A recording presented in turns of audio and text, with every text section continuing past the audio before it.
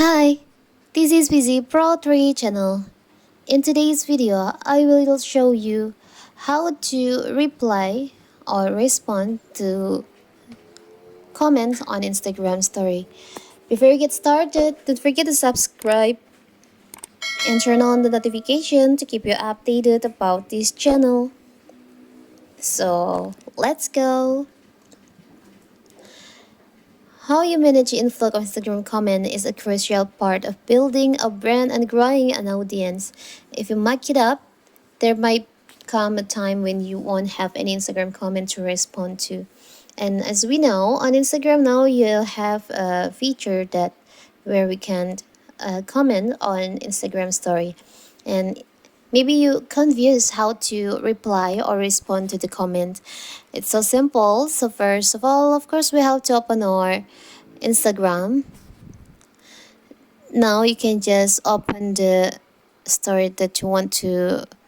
There is a comment that you want to respond.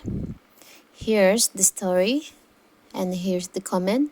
To respond to comment, you can just slide up your story like this, and you'll find there is an option to reply. You can tap on that